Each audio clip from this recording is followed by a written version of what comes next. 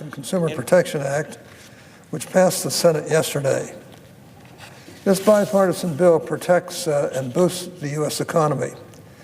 I commend Chairman Crapo, members of the Banking Committee, and my colleagues on both sides of the aisle for their hard work in getting this particular bill proposal across the finish line. Making the rules simpler and fairer for small and mid-sized financial institutions is a common sense idea that has garnered broad bipartisan support. That's because, done right, it helps hardworking Americans who aspire to invent things, start businesses, and manufacture goods and services, exactly the kind of entrepreneurship and growth that America needs more of. Now, there are plenty of people with different viewpoints on how to improve the financial system. Some, however, say that almost any modification to the 849-page Dodd-Frank Act equates to a bonfire of financial regulation, a gift to Wall Street, and so on. I think we need to cut through such patronizing, derisive mudslinging and instead focus on common sense solutions for the American people. So let me tell you a plain truth. The bill that the Senate passed yesterday is the result of sensible debate, reasonable compromise, and hard policy choices.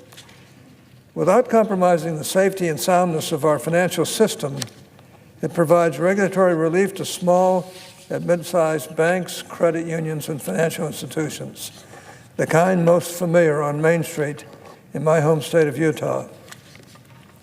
Our constituents deserve regulatory relief. Between 2010 and 2016, compliance with Dodd-Frank cost $36 billion and required 73 million paperwork hours. Dodd-Frank alone enacted more than 5 times as many restrictions as any other law passed by the Obama administration, and more than 22,000 pages of regulations. With their vast resources, large banks could stomach those regulations, mainly through automation, but smaller banks could not. Saddled with extra compliance requirements and with no material benefit to resilience, many buckled under the weight of these burdensome regulations. Consider that there are 1,736 fewer community banks today than when Dodd-Frank was signed into law. Since 2010, the number of FDIC-insured commercial banks in Utah dropped from 52 to 42.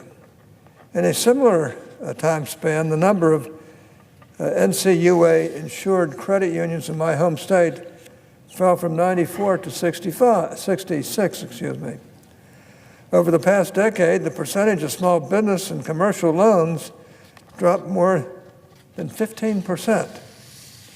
Indeed, 8 years since the passage of Dodd-Frank, it is high time for Congress to reflect and make adjustments as necessary to improve our financial regulatory system. Let's focus on resilience and efficiency.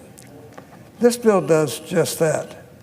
I would like to briefly highlight these 3 reforms in the bill that benefit our national and local economies. First, the bill provides relief and flexibility to small financial institutions. More small bank holding companies will be able to raise capital, which will help bank lending opportunities for families, businesses, and startups. This policy was based on a bipartisan bill, the Community Bank Relief Act, that I introduced along with Senators King, Nelson, and Perdue. It is common sense to know that Utah's community banks are different from Wall Street banks, but too often regulations treat them the same.